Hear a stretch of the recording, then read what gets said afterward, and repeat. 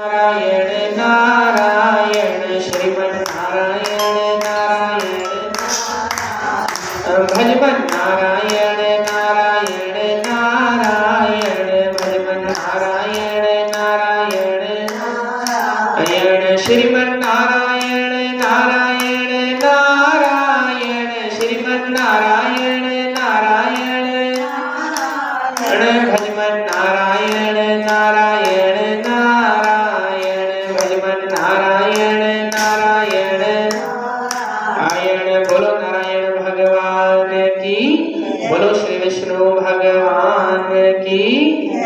तो मार्गशीर्ष मास के शुक्ला पक्ष की मोक्षा एकादशी का माध्यम में आप सभी बड़े ध्यान से सुने। एकादशी परम पावन है, सभी पापों को दूर करने वाली है, सभी कष्टों को दूर करने वाली है। केवल इंतजार किस बात का है? इंतजार तो इस बात का है कि हम एकादशी के वास्तविक अर्थ को अपने जीवन में उतारें। हम कथा तो महीने में 2 बार सुनते हैं, साल में 24 बार सुनते हैं, कभी 26 बार सुनते हैं, किंतु जीवन में उतार नहीं पाते। जिस दिन उतार लेंगे उस दिन एकादशी में जो बातें लिखी हुई है, जो बताई गई हैं, सभी सिद्ध हो जाएंगी।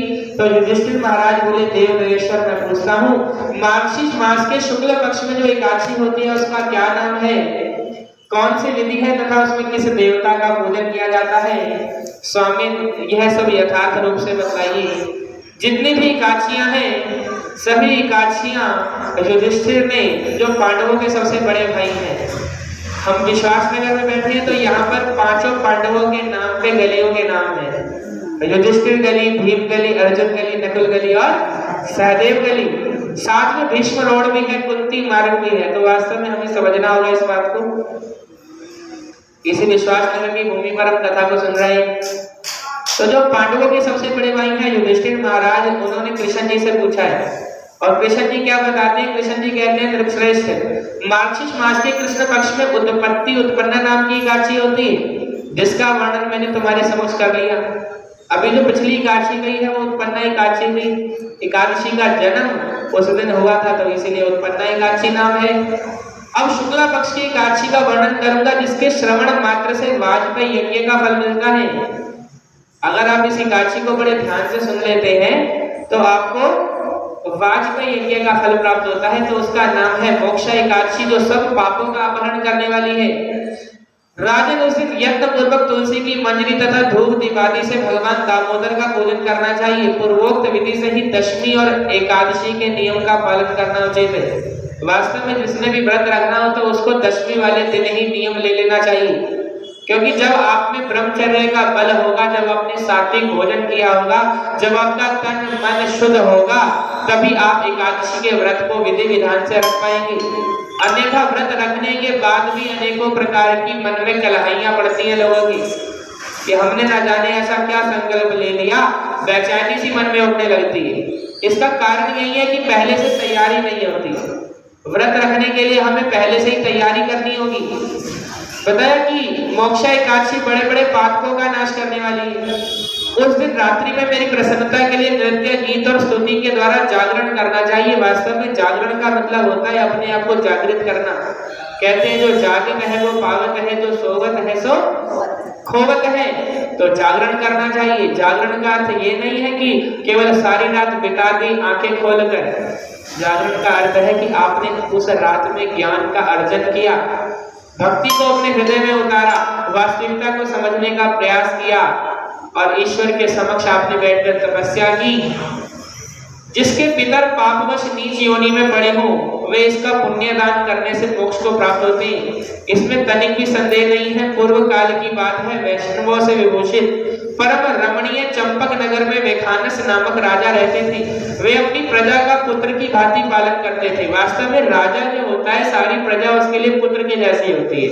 राजा के द्वारा किए गए पाप का फल सारी प्रजा को भोगना पड़ता है। इसी प्रकार से प्रजा के द्वारा किए गए पाप का फल राजा को भी भोगना पड़ता है। प्रजा के द्वारा किए गए पुण्य का फल भी राजा को मिलता है और राजा के द्वारा किए गए पुण्य का लाभ भी समस्त प्रजा को होता है। वे अपनी प्रजा का पुत्र की भांति पालन करते थे। इस प्रकार राज्य करते हुए राजा ने एक दिन रात को स्वप्न में अपने पितरों को नीच योनि में पड़ा हुआ देखा।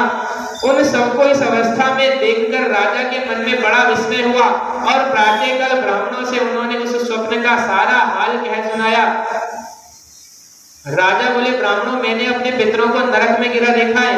वे बारंबार रोते हुए मुझसे ये कह रहे थे कि तुम हमारे अनुज हो, इसीलिए इस नरक समुद्र से हम लोगों का उद्धार करो। द्विजवरों, इस रूप में मुझे पितरों के दर्शन हुए हैं, इससे मुझे चैन नहीं मिलता। क्या करूं, कहां जाऊं, मेरा हृदय रुधा जा रहा है।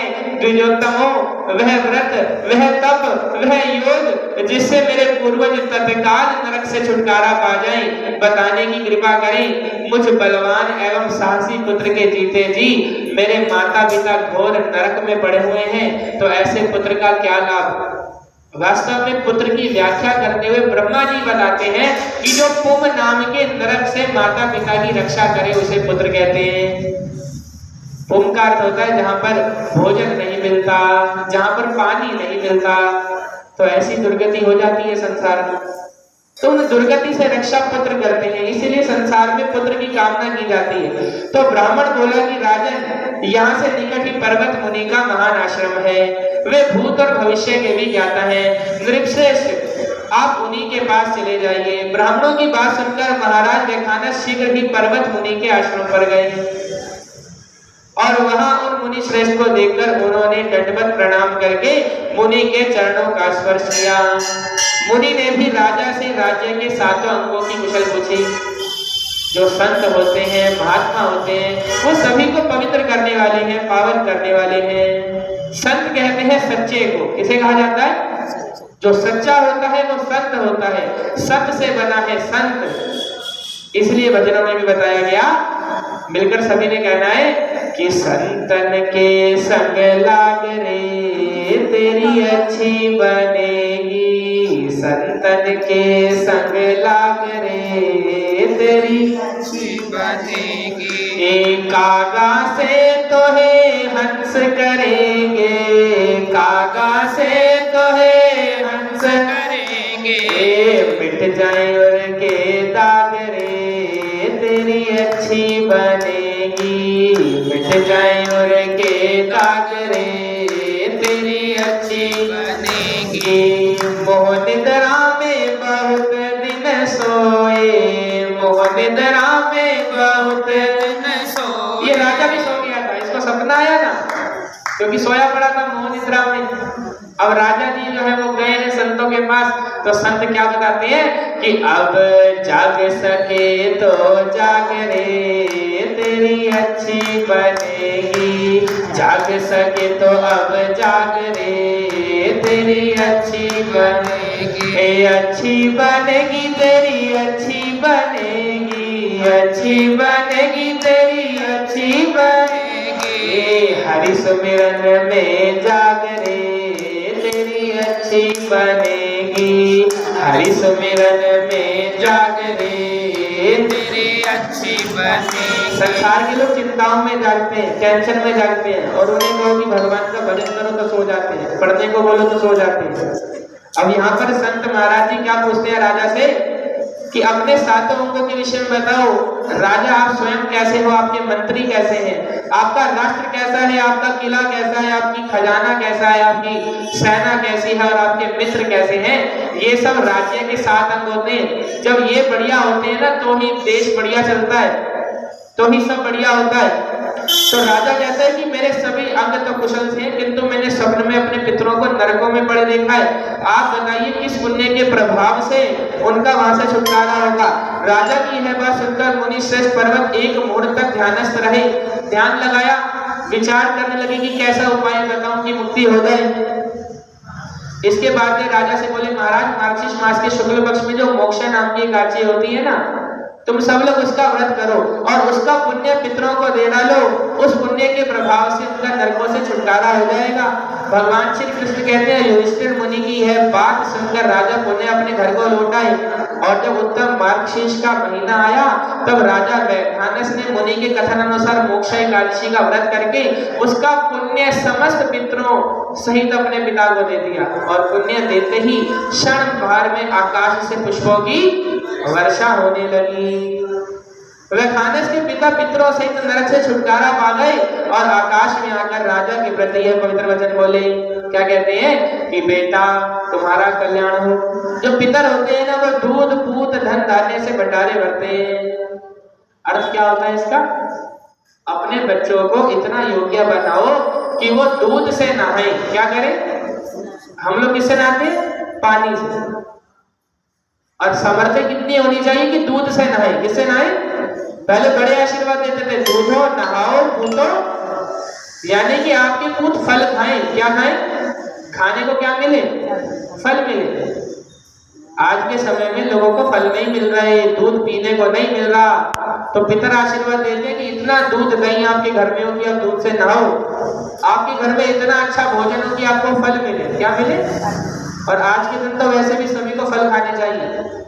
जो व्रत नहीं रख पाते तो वो खाने पीने वाला व्रत रखें, लेकिन शुद्ध सात्विक सुपाच्य भोजन ग्रहण करें। जिस भोजन को बजरंगबली हनुमान खाते हैं, जिन फलों को, जिन भोजन को प्रभु को भोग लगाते हैं, उन फलों को खाओ। तो यहाँ पर बताया कि ऐसा कहकर वह स्वर्ग हो गए। राजन जो इस प्रकार कल्याणमयी मोक्षा एकादशी का व्रत करता है उसके सभी पाप नष्ट हो जाते हैं और मृत्यु के उपरांत वह मोक्ष को प्राप्त कर लेता है। यह मोक्ष देने वाली मोक्षा एकादशी है। कौन सी है? मोक्षा एकादशी। यह मोक्ष देने वाली मोक्षा एकादशी मनुष्यों के लिए चिंतामणि के समान समस्त मनोकामनाओं को पूर्ण करने वाली है। इसके महात्म्य को पढ़ने और सुनने से वाजपेयी यज्ञ का फल मिलता है। और इस प्रकार से एकादशी कथा संपूर्ण हुई। बोलो बांके बिहारी लाल की जय। बोलो श्रीमन नारायण नारायण नारायण श्रीमन नारायण।